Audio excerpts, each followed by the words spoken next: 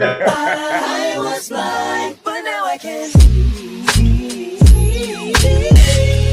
Yeah, calisthenics number 12. Yeah. Fly robotics. Bifocals, my only purpose is to feed the locals. I'm spreading love when I see you and gotta approach you. I see the goodness in you, I wouldn't John Wick you. I know you hustling for your family just to pay the fiscal. I see the God up in you, He bless you physical. While we navigating problems, the world is abysmal. Skip the one up, let's get it to the center. Your house is big as mine, we can always help each other. Affirmation smother, it ain't even cost me a dime to uplift my brother. Yo, what's up, everybody? Welcome back to Vulnerability is the New Sexy. You know me, I'm your host, Joe Corley, licensed therapist. And, I'm always a big advocate for Black male mental health. And that's why we having these conversations, the way we having them. In today's episode, it can get a little personal for me, definitely. And I know all these brothers got something to say on it as well. We talking about presence and absence. We talking about fathers in the Black community.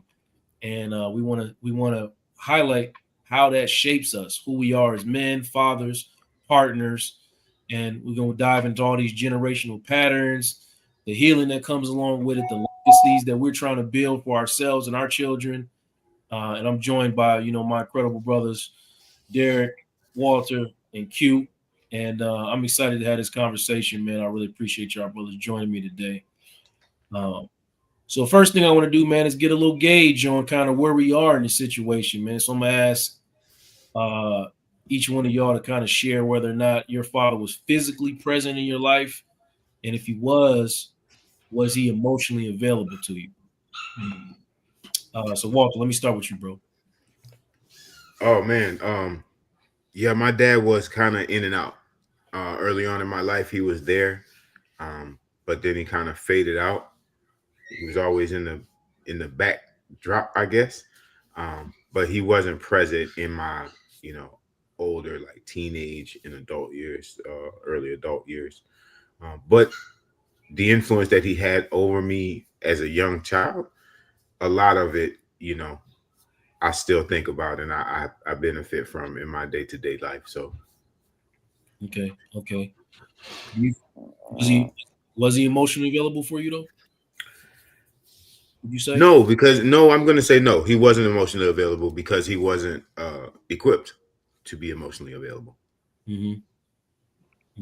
Okay, cool. Q, same question, man. Was your father present and was he emotionally available? Nah, man. My real father, he wasn't there at all. Like I barely know him. I met him when I was 11. And then never seen him again after that. He left me over my grandmother's crib, his mom, and he didn't come back. And she was like, baby, you need to call somebody and come take you home. He ain't coming back. So, yeah, no, he definitely wasn't there. But I did have my step pops, you know what I'm saying, who was a very big influence in my life. And emotionally available, he wasn't that type of dude. But teaching you how to be a man, he was there. So I had that. Okay. So you don't feel like he was emotionally available, but you got an understanding of, what masculinity was from him. Absolutely. Okay. All right. D, what you say, man? Man, my dad was actually present, but only in the sense of being there because he worked 2-3 jobs all the time. And like Walter said, he wasn't equipped, so he wasn't emotionally available. I think the biggest thing that I could say I learned from him was to have a good work ethic. But he really never taught me anything, Yeah. I feel a lot of what your brother's saying, man. I actually, sometimes I'll be asking these questions, man. I don't even be thinking about the answers until I ask them, man. I'm like, I never even thought about this for myself, man.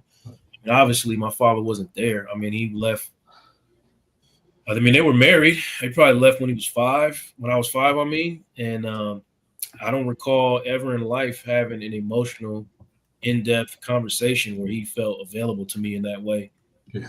And I grew up with a stepfather too, for the most part, and I don't remember having no conversations with him either. Nor did he teach me about anything as far as how to be a man. And that's kind of what we want to talk about today. Like, well, what do you? I mean, we don't know what we don't know. So you can say, well, my father was there, I would have been this, or I would have been that, but I don't know that. Yeah. But I do know what his absence did.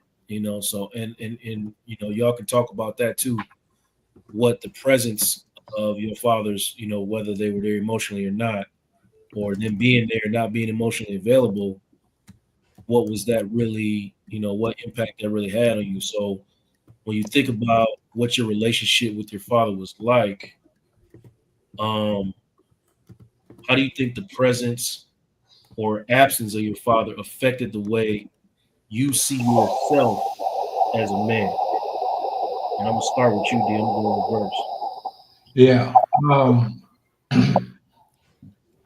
Early on, because I had a child when I was 16, Hmm. Oh man. early on, I didn't know what it looked like to be a father. Uh, I didn't want children, but I did what I did to have a Hmm. child. So I didn't know how to show up. I Hmm. didn't know how to father him. I didn't know how to be there, and I was emotionally checked out Hmm. for years, man. And our relationship really just started growing maybe about 10 years ago. Uh, but being remarried now and having a bonus son, it's like I've been given a second chance, man. And I didn't see it till probably my second year into the marriage. I said, I see why fathers need to be in the home. Yeah. You know what I'm saying? Because moms can only teach a boy so much. So now, looking at myself now, like it's an honor, and man, I'm just grateful to have this opportunity to. I'm not his father, but I can be a good father figure to him. Okay. Yeah. All right, man. That's impactful, man. Let me engage the chat, man. Hey, no comments yet. I see y'all out there. I see y'all watching, man. Was your father present, emotionally available? Go ahead and throw in the comments, man. Talk to us, man. Join and engage in the conversation. Um, ask questions if you want to ask questions of these men while they talking. You know what I mean? So throw some out there. Uh, Q, same question, man. Do you what do you think the absence of your father? How do you think that affected the way you see yourself as a man? Man, for a while, bro, like I ain't gonna even lie.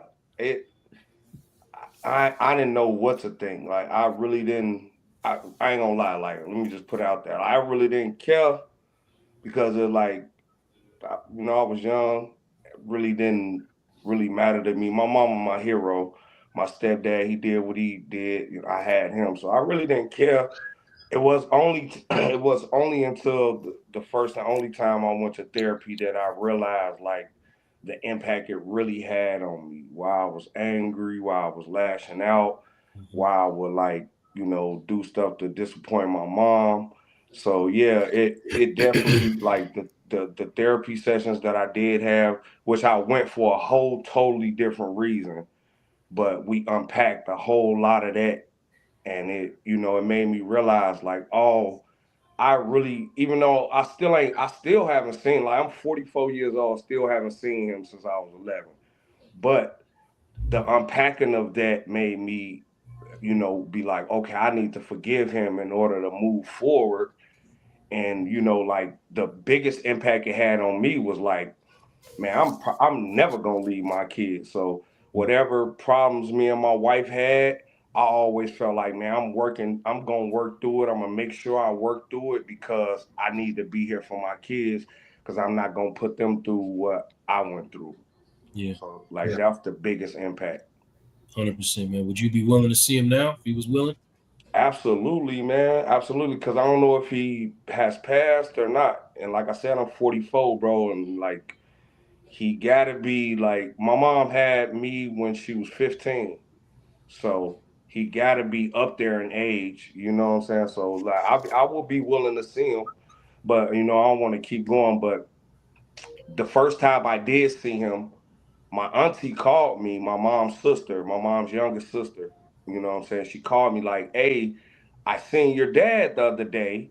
He gave me his number. Would you be willing to see him? And I'm like, yeah. So she picked me up. You know, I lived all the way on the north side of Chicago. She lived on the south side. She came, picked me up, took me over there. I kicked it with him for a minute. He took me to Marshall Fields, tried to give me an outfit or whatever. We had a couple talks. He threw the whole you're dark, I'm light type of thing. I didn't think you were mine, so that's why I wasn't present. Dropped me off like, hey, I want you to meet my mom. And then that was the last time I seen him. Yeah, that's crazy, man. It makes me wonder, man. For and Mike, I see you in the comments, man. You can answer this too. When our fathers leave, do we start feeling kind of like a hero complex in regards to our mothers, and like feeling an obligation to kind of take care of them, even past when we, like my mom died when I was 15, still like taking care of her in a way, in the ways that I kind of operate in my life, in my family life, like making sure that I tried my best not to make anybody feel, how my father and my stepfather made my mother feel. I automatically turn into this role of protector Yeah. in that way, and spend my life kind of trying to live up to that. You know what I mean? But it's really honestly not, logically not my job. You know. Right. Yeah. I Uh, can understand that. Yeah. yeah. Just something to think about, man. But Walt, man, how you think the presence of your father affected the way you see yourself as a man? Um, in as a man, you know, my father died maybe like about 25 years ago or so. Um, and we were just getting around to, you know, having a better relationship. But Mm-hmm. at that point in time, I had a lot of misconceptions that I think his leaving left me with, even up until his passing. Um, Mm-hmm. Mm-hmm. it is still taking me a lot of soul searching, I guess, to understand how, what the exact answer to that question is, Joe. Like how he really did. I know some of the things that he left me with positive. I know some of the negative things he left me with. And though I forgave him, I can't really say how the experience shaped um, my fathering of my children because um, I don't know. I don't really have an answer for that part of the question. Yeah. Um, we'll Yeah. get to it, man. But while I'm on you, let me ask you this: your understanding the historical narrative of black men in this country, does it give you space for empathy for your father in a way, or does not tie into it at all? Of course.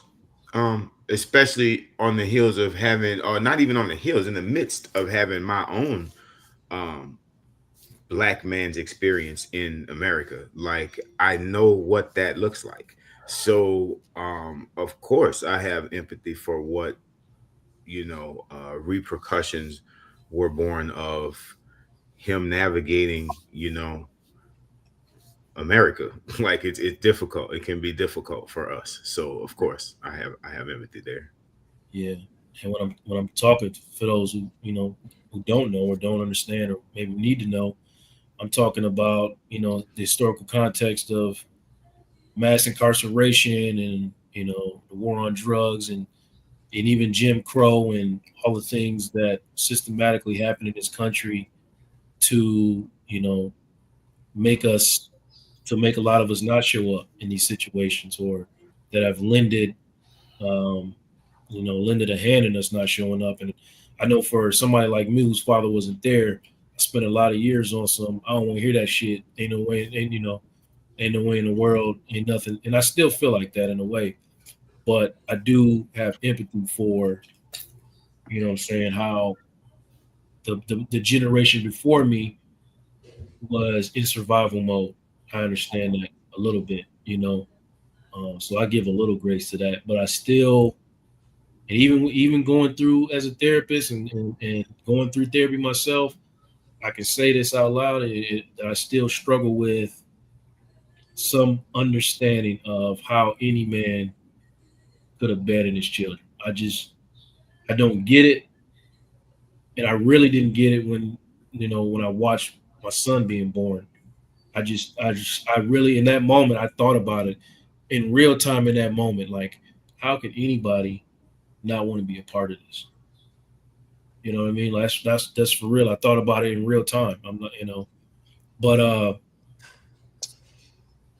Q, let me ask you, man. Do you understand what I'm talking about when I was talking about kind of like what are some of the messages you receive over time, if any, from your mother about manhood and fatherhood? Do you think what message did you receive from your mother about some of this stuff? Can't lie, my mother was a hard rock, man. So I got those things we be trying to unlearn. Can't even lie, like you ain't supposed to cry, don't show no emotions. Like I got a lot of that from my mom, even though she's my hero. Like, but she was a very smart woman. You know what I'm saying? She was an alcoholic, and it eventually led to her demise. But she was a hard rock, but she taught me a lot, man. Like you know about like you gotta be outside. Like you ain't gonna know how the world is. She didn't like try to hold me in the house. You know what I'm saying? Hey, when you come in, you gonna take out this garbage, stuff that like, men think we supposed to do. You Hmm. know what I'm saying? And we should, like take care of. Hey, you gotta fit. Like I know how to do a lot of fixing around the house because mom was like, "Hey, I need you to fix this toilet. I need you to do this." Like so. It's a lot of those things that I learned, and it was like even though she had her boyfriend, my step who I you know say is my stepdad. Hmm. They was together for 27 years, but they wasn't married. Even like he worked a lot, like Derek was saying, like he wasn't there a lot because he worked. He was a chef, so he worked a lot, and so it was a lot of stuff that I had to do when I picked it all up from my mom. Like, hey, you gonna figure it out. This is what men supposed to do. Wow. So like like I'm saying, my mom was a hard rock, bro. But yeah, it's some of that stuff I'm trying to unlearn, like, as I raise my own. You did. Right, right, right. D, I must have heard you say over half a dozen times, how your father was there, but he wasn't there. Um, and I kind of want to know, like, when you were younger, were you looking at other situations and other fathers and other homes and things like that, and kind of like envying that or wondering if that could, what it would be like for, were you looking around? Is what I'm asking. Joe, I don't remember looking around. Um, I think because he was physically there, Hmm. I thought I had something that a lot of my friends didn't. You know, uh, I wasn't looking around because he was physically there. It Hmm. didn't hit me till as I got older, like, wow, yeah, he was there, but he wasn't there. You know, So you uh, have that didn't have nobody, is what you're saying. no, no. My brother and I had to just learn on the fly through experience, maybe some uncles that we looked up to, or cousins, but a lot of it was on the fly, man. But man, Hmm. what I do want to share is, and this is real time here, when you say, man, I don't understand how a man would not want to be a part of his son's life. Hmm. Me experiencing not showing up for mine, and then when I see my bonus son father not show up, uh, not only do I have some understanding, it's a combination of understanding, frustration, and empathy all wrapped up. Because I was that dude, you know, and I was like, man, I used to do this. I used to be this dude. So when he doesn't show up,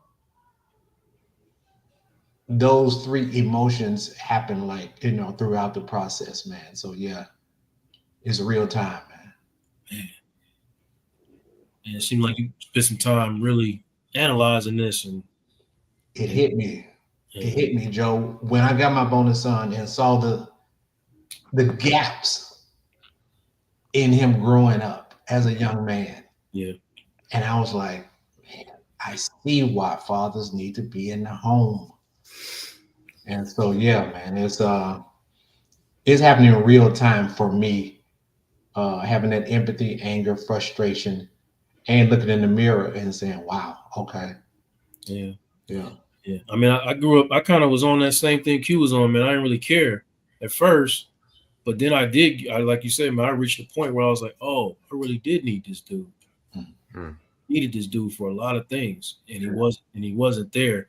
And then when you finally realize that you actually needed this dude, for me, I went through a stretch of anger, like mm, through a stretch of anger, because like, damn, man, there's a lot of things that I feel possibly would have been easier in my life if I had some sort of example or masculine, what I'm saying, role model, yeah, you know, that's present. Because even like I said, with a stepfather, man, like there's times where like, yeah, he's present, but you kind of really wish you had, the same last name as everybody in the house. yeah, yeah."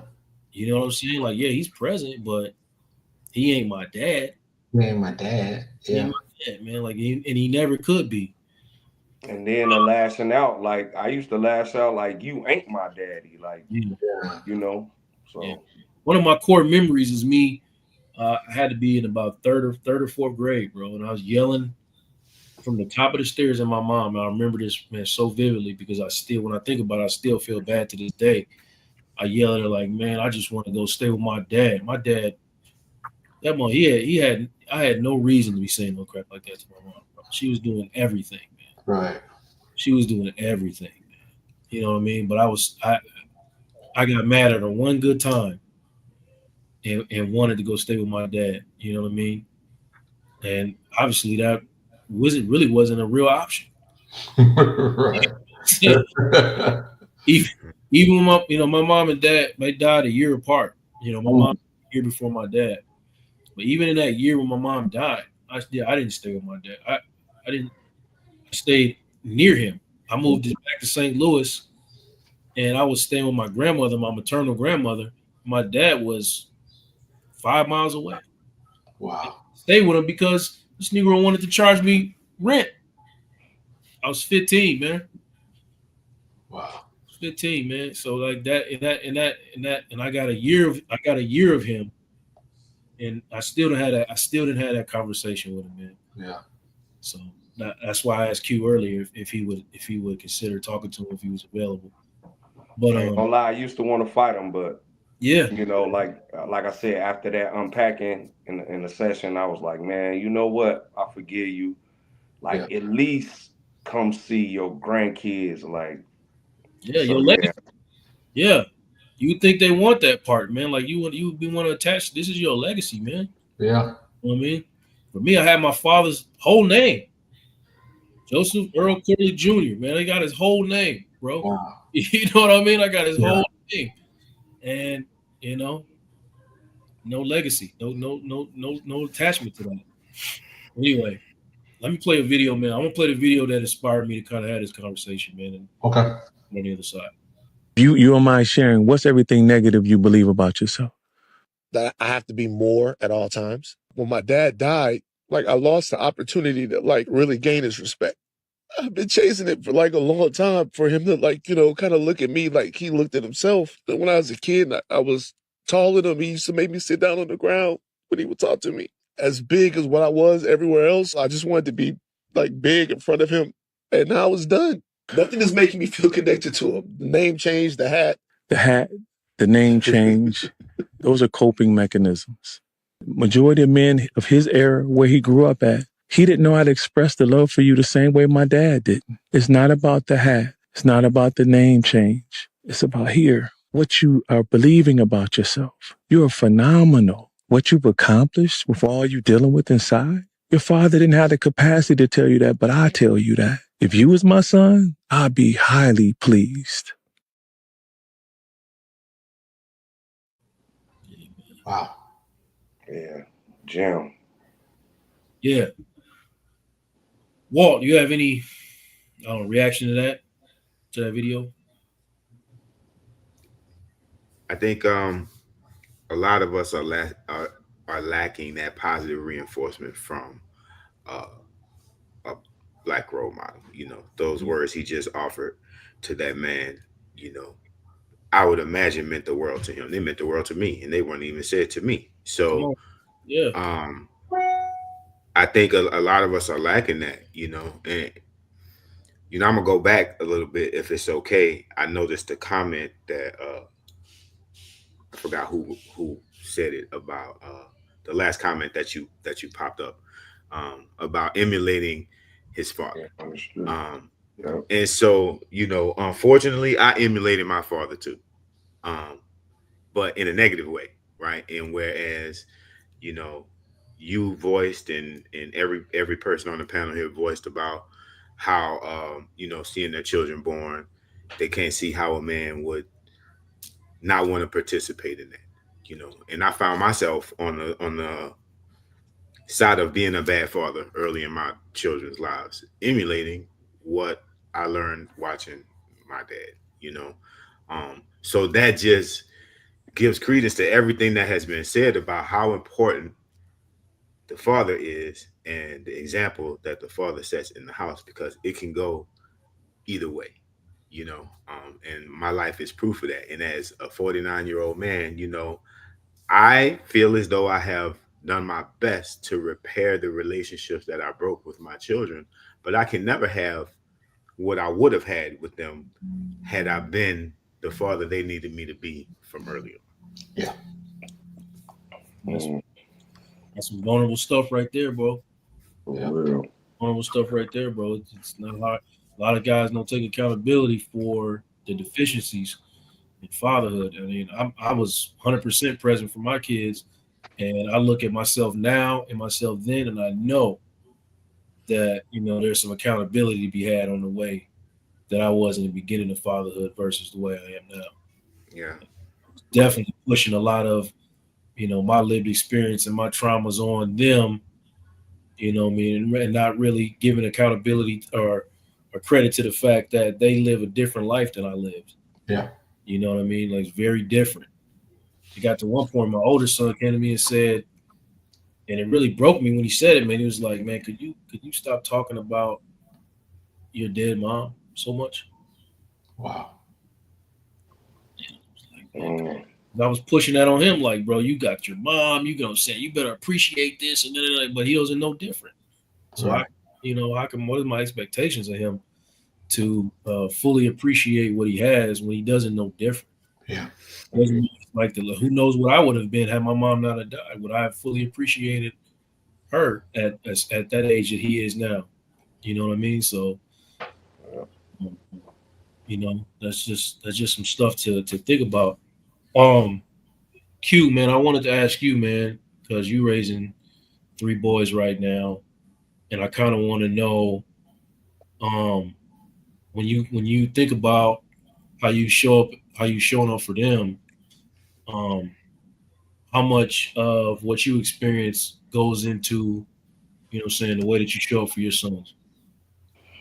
Man, like when we think about individuality or whatever, like I think I overcompensated. Like I, it was a lot of stuff where I wasn't even taking care of myself. I didn't care. I was like, whatever. I don't care if you was playing the flute, you was in a dance competition, basketball, whatever. It's like I overcompensated. Like I was always in a face trying to like make sure like these talking points of this is what you got to do.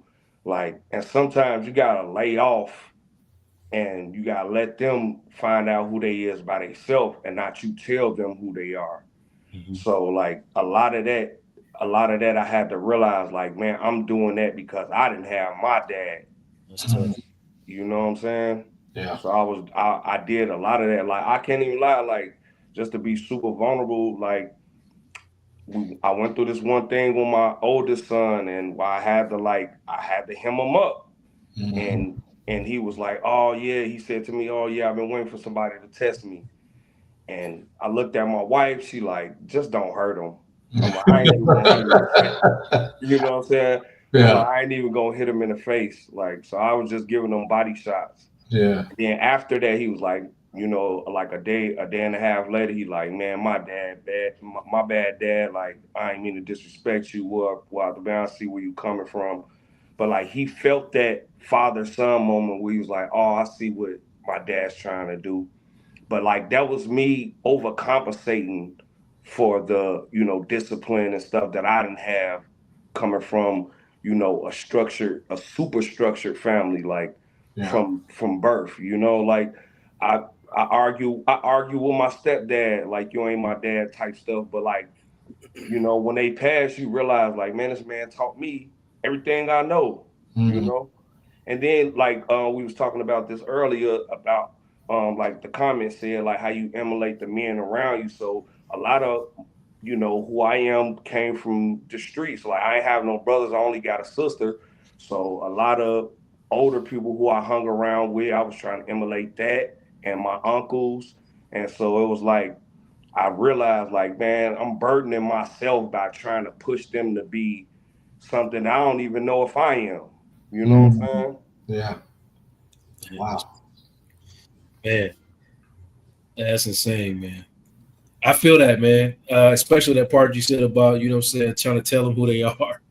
You know what I mean? I went through that. I went through that too, man. And I had to really like accept my sons for who they were. Like, because I said like I say this all the time on the show, man. Like I sit back and I'm like, man, what is it like for y'all, man? Your father's right here. What the hell is that like for y'all? And I'm Yeah. for them to like feel a way about it. But again, they don't know Right. the Yeah, difference. they don't know nothing else but Yeah. that. What are you talking about? But I'm looking at them like, man, this is amazing. Right. Yeah. Yep. This is amazing. Y'all know what this is like? This is amazing for y'all. You know what I mean? Right. You know, we come home. Not only is your father here, but guess what? I'm still here with your mama too. Ooh, right. And we love each other. Like, Right. Right. Yeah, but I be, you know, what I'm saying I be loving on my wife. My younger son to come in the room like, wow, like you guys still like each other. I'm like, man, what is it like though? You know what I mean? Just tell Yeah. me what it's like, because I can't have any memories at all of my mother and father interacting. I don't have none. Wow. Not a single one, man. I don't have no memories of them when they were married for the first 5 years of my life. I don't have those memories, man. And you know, we grow up hearing this, you know, stereotype and watching it on in media. How black fathers aren't present when actually, statistically, we the most present fathers of any group, of any other group. Wow. that's crazy. Yeah, it is crazy, man. It is even, but you know, it's very common for the single parent household now. Don't get me wrong. Yeah. I'm not saying we doing them mothers right or they doing us right, but you know, just because we're not there doesn't mean that we don't have engagement. Right. You know, absent doesn't always, you know, mean neglect. You Right. know, and so, um, but you know, they say, you know, statistically, man, like over 70% of black fathers who don't live with their children still report regular contact. Man, I love that stat, Joe. Yeah, yeah, That's dope. yeah, man. You know what I mean? I'm gonna throw some more stats out, man, and then we talk about the mother side too, man. Because you know, in the '60s, bro, 70% of black children were in two-parent households. Man. 70 Wow. in the '60s, man. That's And you what know, they do. yeah, that's where we came from, man. Yeah. And I know we're not of that era, so Right. we have, you know, saying a lot. We grew up in the '80s and '90s, man. All of us, I believe, right? Yeah. So societal impact over time of policies and systematic oppression post the civil rights era has put us in different situations. But when I hear that, bro, in the '60s, 70% was growing up in two-parent households. You know, that's crazy. Then you go to the '70s. You know, the majority of the black children still lived in two-parent households. You know, and then come the '80s, drop to 40. Wow. And we went from in 20 years, we went from 70% to 40%. 40%. So I mean, if you don't think that's systematic, where do you think that's coming from? That generation of fathers who were fathers in the '80s, they grew up in two-parent households for the most part. What's happening, guys? What's happening? You know what I mean? In the 90s, it drops to 38.7%. All right. That's Now where we at? Now it's around 2000s and later. I don't even got the stats for today, but you know what I mean. Like in the 2000s, it was around 35%, man. You know what I'm saying? That's a big drop, Joe. that's huge. That's alarming, bro. That's alarming. That's generational. But I think it's coming back around. You know what I mean? I think it's coming right around. I man, if I could chime, man, I think it goes back to like it goes back to stuff that's systemic, but also it's like the thought process that we've been putting in, like not us, individually, but people we've been putting in. Like most women want to be single. They like everybody think marriage is just contractual. And they'll be single, like, cause I seen a video of this dude, like he had a baby. Baby is like 2 3 months. He's not with the baby mom, but his mom is videotaping him. Man's on a remote scooter. He got all types of diapers and clothes, and he ain't got no car, but he going to take it to his child, but he don't be with the woman no more. And I think that's what it is. It's like most of this younger generation, they feel like being single is like a flex, and being married is not. Yeah. No, yeah, right. You know what I mean? Like I'm saying, like man, but for real, man, for real, man. Like it really it should be it shouldn't be either way. You know what I mean? Both should be. Yeah. You know what I mean? If you Yeah. want to be single, bro, and you living that life exactly the way you want to live it, that's a great thing for you. You know what I mean? But if you want and desire to be married and involved in a relationship, and you're doing that and doing it the right, that is a super flex, bro. Because that's Yeah. not easy. Yeah.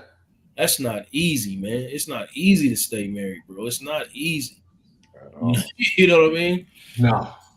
You know, the easy thing to do was just, like Derek said when he was young, he didn't want to have no babies, but he was out there pumping and pumping, and you know what I'm saying?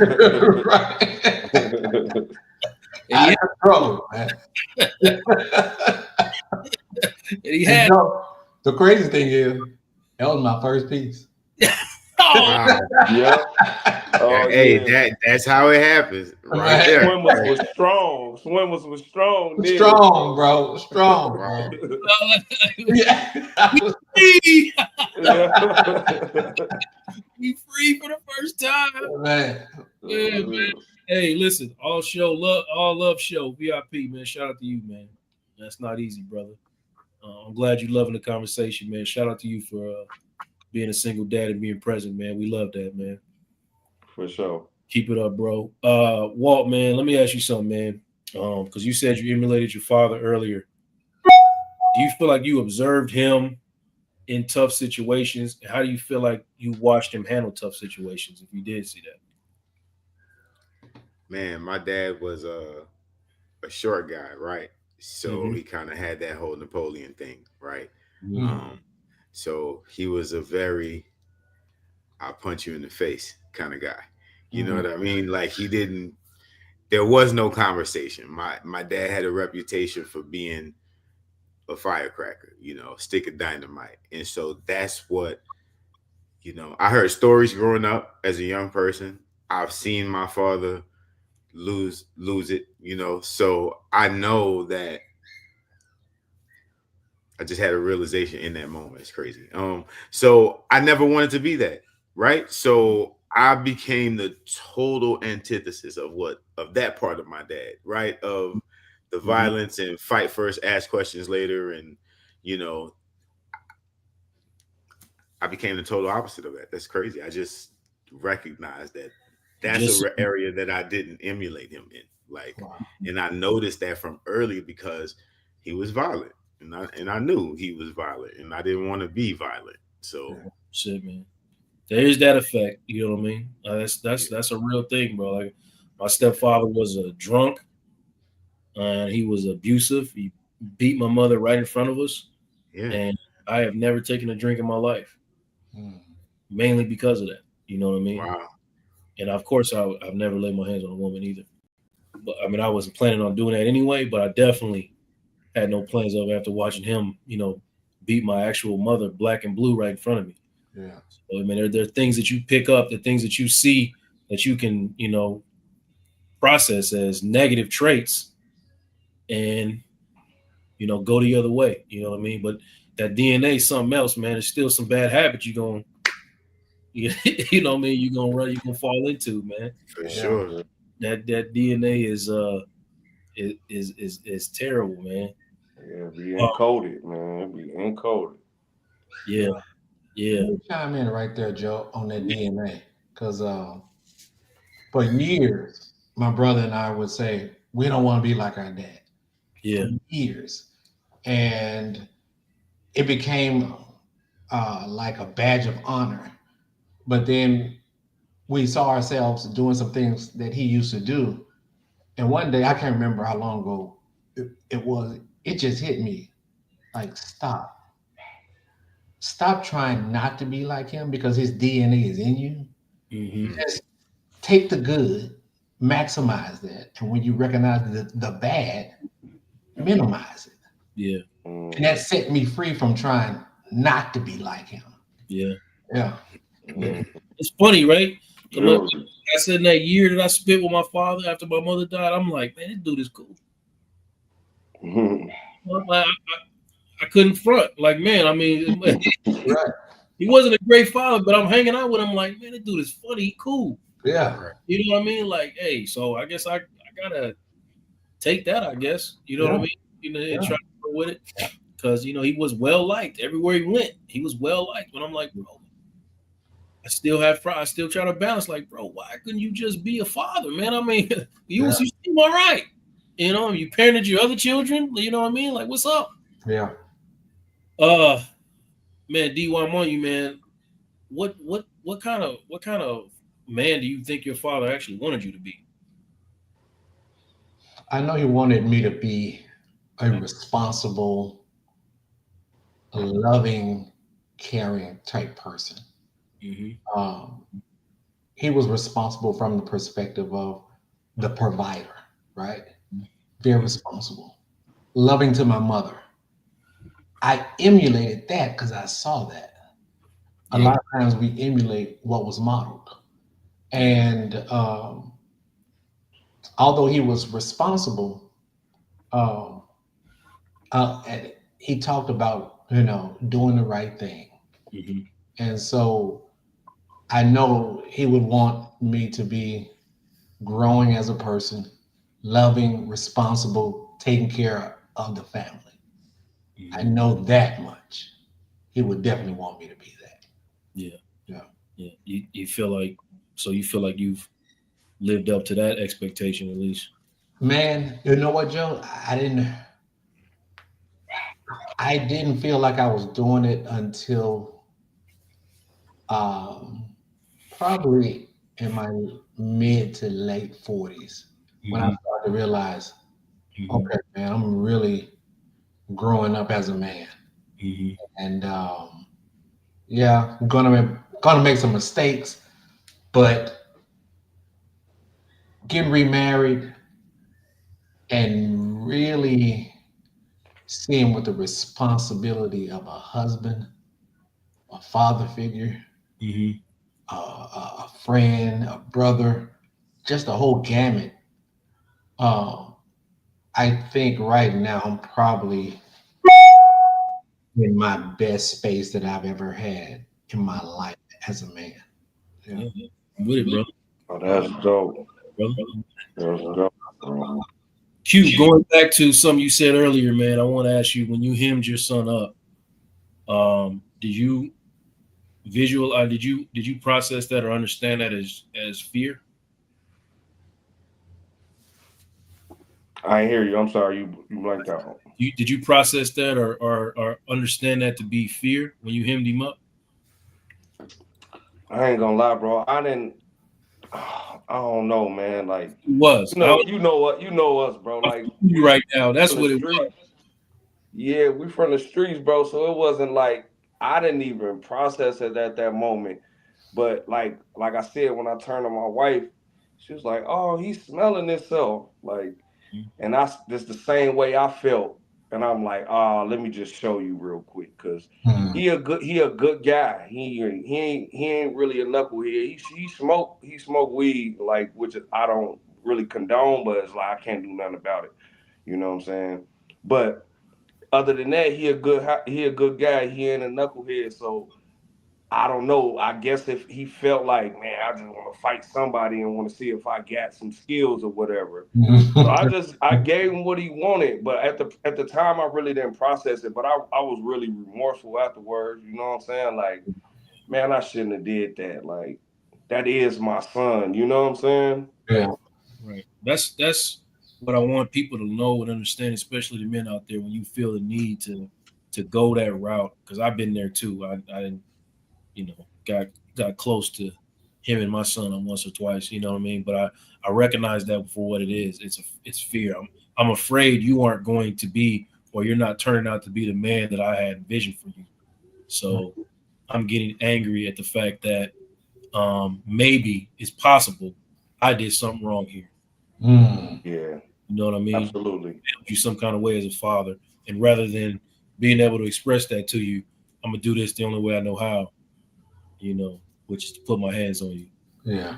You know, Yeah, and like I said, it wasn't like I was like, oh yeah, I'm finna beat you or whatever. It was him like, what's up? What you want to do? Like threw his dukes up. But it was like it was one of them things like I was asleep and somebody broke the thermostat off the wall. hmm Like, and, and I'm like, man, it was casing because he always dribbling in the house. I heard the dribbling while I was asleep. hmm And when I got up to ask him, so I taught my three boys, first of all, don't tell on each other. But second of all, if you lie, you're gonna get in trouble. If you tell the truth, you're not. Right. So if you just say, man, yeah, it was me, then we just be me and Toya, we be like, all right, cool, we'll handle it in that type of functionality. But Right. they wouldn't say nothing, and it was like me, like, oh, okay, yeah, I taught them this. Like, so they and my son was like, I'm tired of you blaming us for stuff that we ain't do. yeah, Like I don't even know if he knew. We still don't know to this day if he knew that Kason did it or not. Kason never said nothing, but obviously the thermostat was broke off the wall. All right. And he was like, I'm tired of it. Like, what's up?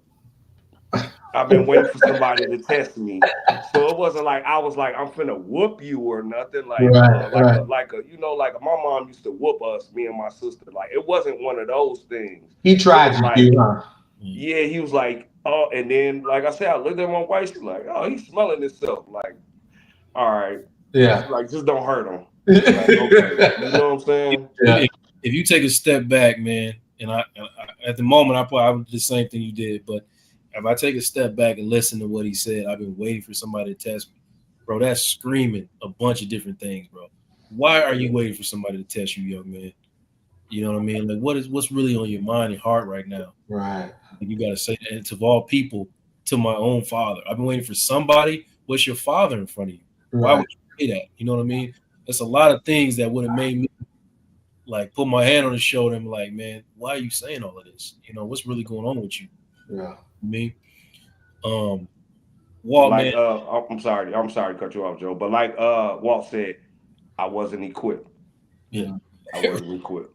Yeah. right, and that's what I'm saying. Like that's what I said earlier, bro. When I'm like, as a father, I'm developing. I wish I was the father in the beginning of their lives that I am now. You know, Mm.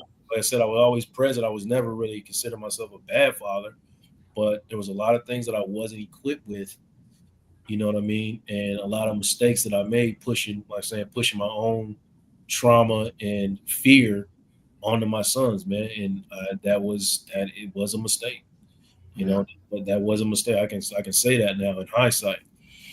But I mean, there's no time machines, so all we can do is do what we can do going forward and Mm. better ourselves in that moment. Which brings me back to something you said earlier, Walt, about basically feeling like you had some deficiencies, man. Like as a father, at the beginning of your, I wanted you to kind of speak on that a little bit. Where you feel like you could have been better, or where you feel like you weren't equipped or adequate yet. Uh, I just had not grasped the concept of responsibility. when my children came. Um, I was still a child, not myself, maybe not in age, but in action and uh, maturity level. Mm-hmm. Um, and I don't. This whole conversation, when I read the topic, I was like, "Oof, like this is gonna be a rough one for me," because it's a touchy subject for me still. Yeah. Um, but as far as deficiencies, man, like I just wasn't present. Um, I I don't know. I had an experience as an adult, where I had my aunt, my father's sister, send me a letter that he had written to my grandmother, when he was still alive, and the Mm-hmm. letter was basically him crying out for help. I'll just put it that way. But in that letter, he said some things about me and my brother that were just hurtful, right? To see my father penning these things about about us, it was hurtful, basically. Um, and when I read that letter, I think initially it was very shocking and very hurtful. But on the heels of that, when I sat, in my solitude and just really thought about what I had read, I understood. It didn't make it hurt any less. But I understood because I had kind of felt those ways about life and about Mm. the positions that I had, the corners I had painted myself into before I Yeah. knew how to not do it, basically. um Yeah. Yeah. so you know um but again, I forgave my father, but I wish that the things that he left me with would have been better. And I wish that in turn, regardless as to what he left me with, that I would have done better with my children as a young irresponsible man. I Yeah. wish I would have done better. Yeah. So you saw it, read over the topic, and thought, man, I'm at some Yeah. accountability. Oh yeah, definitely. This is uh I've been accountable, but I still have a lot of feels. Yeah. Yeah. I was at my son's house today. I'm whenever I'm with with my children, um I'm in my feels because I long for something that I can't have, and it's my own fault. Yeah. So Yeah. Does it bother you that you have so much to share? You know what I mean? Like, wisdom wise, I'm saying. And I'm saying that you can't just give it to them like that. I give them a lot. Yeah. I'm not gonna say that because I'm appreciative of um the influence they allow me to have, Oh, and um I can see the benefit of them right, right, right. listening to me. Yeah. So So it feels comfortable for you, yeah, yeah. what you can share. Okay, good, man. I'm happy for that, man. I'm happy for that. Yeah, that's dope. I'm gonna ask y'all like two questions and we get out of here, man. First, actually maybe three questions. The first thing I want to ask y'all is kind of a two-part question. Um, if you could say or ask your father anything today, what would it be? And if you could whisper in the ear of yourself as a younger father, what would you say? So process that for a second, man. I want you to think about, you could say or ask your father anything. If you just had one thing that he could answer, what would it be? Or one thing he would listen to, what would it be? And what would you say to yourself as a younger father? If you could whisper in your own ear.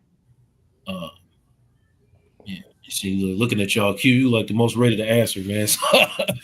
Nah, I was just thinking that's that's so deep, bro. It's like why you go there, you gonna make me cry, bro. Like, but I ain't gonna lie, like jokingly, but not really joking. Like it's like the Fresh Prince episode. Like, bro, why he don't want me? Yeah, Like that's like probably the biggest question I got. Like, what was it? What, like, and then what I would tell myself is, piggybacking off what Derek said. Like I would tell myself, empathize with him a little, man. Yeah, they was young, 14 and 15. He was 14, she was 15. Like it was a lot. It was a lot to have a baby at that age. You know what I'm saying? Even though he told me like, oh, you was dark, so I was like, she had to be messing with somebody else or whatever. Like when I became 11. But yeah, that's what I would tell myself, man. Like empathize with them a little bit, have a little empathy, because that's a task. That's a heavy burden. That's a super task to have a child at 14 or 15 years old. Yeah. Yeah. Did you? Yeah. Was okay. That second part to yourself. Did you tell me what you would have whispered to yourself? Yeah, that's what I would have whispered to myself, empathize with him, because I was very angry. Like, why you don't want me? Like, F him, fuck him. Like, I don't never want to see that mog, like, until the unpack session. But, like, yeah, to myself, I would tell myself, don't be that angry, empathize with him very young. Like I ain't have my first child, I was 24. That's still That's mad young. what you to talk to that 24-year-old. That's what I'm saying. What would you say to him? What'd you whisper in his ear at 24 when you first started having them babies, man? Like, what? And you were a young father. What would you say to yourself that then that you know what I'm saying that you didn't understand at that point? That's what I'm asking. Yeah, the empathy. The Yeah. empathy, man. The empathy, man. I didn't have no empathy then. Like I was a bull, man, like, or trying to be like, so I ain't have no empathy. So yeah, empathy is what is one thing that I learned as I got older.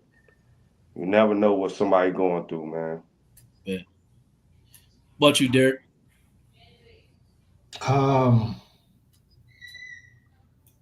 I'm gonna answer the second question first. What would I tell the younger me? Yeah, younger father. Yeah. I was 16 when I had him. I would have definitely told myself, stick in there. Mm-hmm. Yeah. Stick in there. No matter what the money look like, no matter what the circumstance look like, stick in there.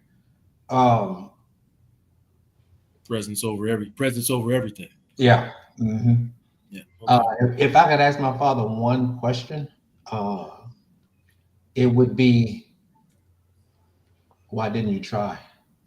Yeah. Mm. Try what, man? Why didn't you try to have a relationship with me? Mm-hmm. Yeah. Okay. Yeah. Yeah. Good question, man. Good Yeah. question. Yeah. What you say, bro? What you say? Man, that's a heavy question that you asked, man. You know, I'm gonna say that I would ask my dad,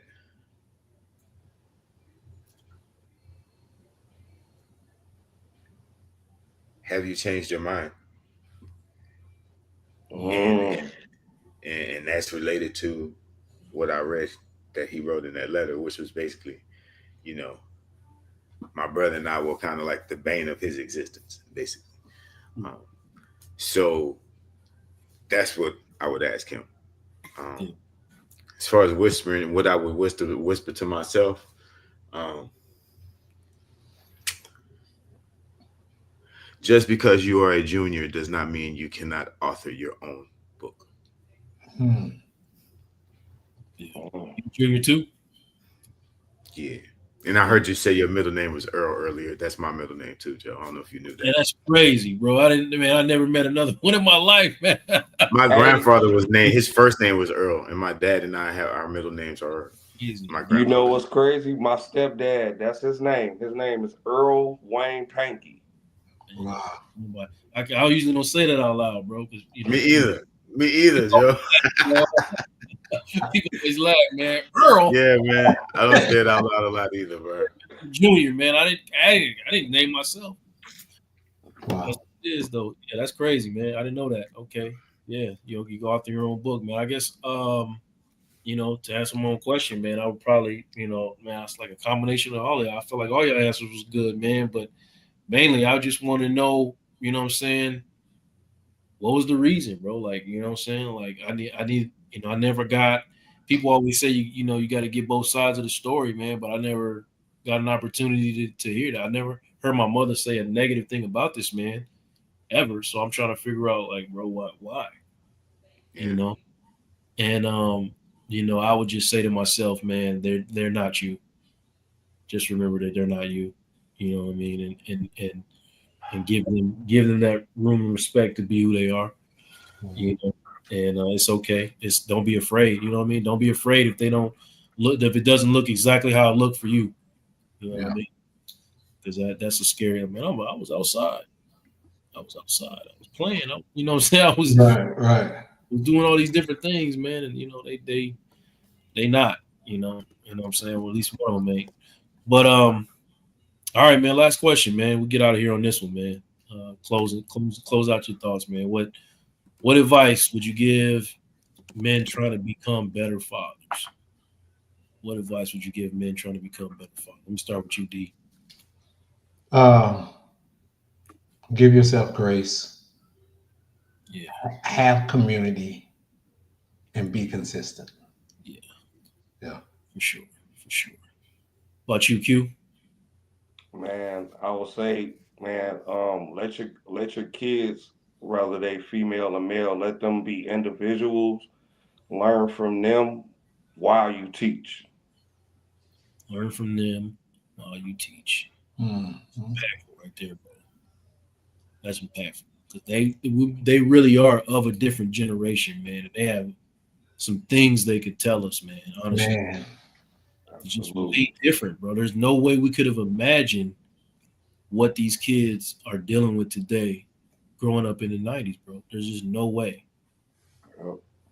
I would have been a disaster if I had 24-hour access to all To anything. 24-hour access to all the females that I know. Are I you was blessed to have one baby. So imagine if I had access. D said you would have had a village, D. Man, I'd have been a Rolling Stone, Q. yeah, man? My uncle said that too. My uncle 7 years later said, "Man, I've been international player of the world. I had this little device here, man. I'm like, Right. Mm-mm. wait for that girl to be home. You know what I mean? And you call, it might maybe leave a message. Hopefully, she have her own line. If she don't, you got to Right. talk to daddy or So mom. mom, right now you Yep. got to be given access because maybe you Right. don't get access, right? Yep. Right. And then they was gonna cut it short. It wasn't like all night thing or nothing. It's like you got 10 minutes. Right. I can't. If I might not be able to say everything I want to say nowadays, man. You can put that little DM. You can say everything you want to say. Everything you want to say, bro. Yeah. It's insane. Man. I don't know. Like I said they live in a different world, man. So yeah, man. I hear what you're saying, Q. Walt, man, what you say, man? What advice you give young men? Pretty much, I'm gonna piggyback off of what everybody said, man. I'm gonna say it a different way. Um, just remember that you can't relate. Like, so you have to be open. You have to understand the world, this new world that these youth are living in today. It's quite different from anything that our worlds was something like our parents' worlds, was something like their parents' worlds.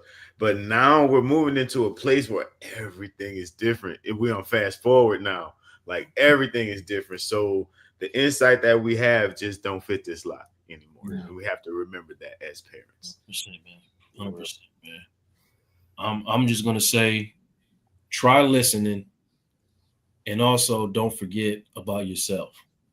Mm. And forget about yourself, man. Because when we do that, we get lost up in the identity of being fathers. We can forget to be humans.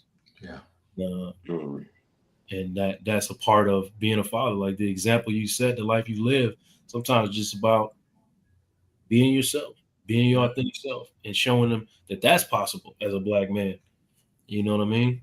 Yeah. So whether your father was your foundation or he was, the fracture in your life, the truth is we carry it with us. You heard examples of the day, man. Whether they was present or not, that DNA still crept up in us. You know what I mean? And part of what we observed or didn't observe still became part of who we were, and as black men specifically, our healing and our growth will determine the kind of legacy we leave, man. And that's really what it's about. Yeah. We get hung up on the shame of our past so much that we don't believe that our legacy is repairable. But that's our past does not have to be our legacy, man. You know, and you don't have to be defined by what other people think about you or how, you know what I'm saying, or the impression you left on other people. And that starts with having conversations like this, Yeah. having conversations that we're brave enough to have today. You saw men in real time, deep in thought, taking accountability, you know what I mean, acknowledging, you know, flaws and recognizing hurts that, you know, sometimes they haven't really taken the time to put lights on. Um, and you can see what happens, or you're going to see what happens when you have those kind of conversations. I guarantee you that the gentlemen here and the people that were listening are going to grow from the vulnerability that they showed today. It's inevitable. You know what I mean? It happens every time. So that's what I want to impart y'all with, man. If y'all out there, you know, please join the conversations, man. Um, have them, because that's the only way we're going to grow is in community. Don't nobody understand us like us, man. Yeah. It's just the truth of it. That's becoming more evident to me every day. And that's it for tonight, man. I'll catch y'all next time. Y'all be good. Y'all be well. Thank Appreciate you, it, Joe. man. Y'all have a good night. Walt, Q, y'all have a good one, Peace, man. brother. All right. All right.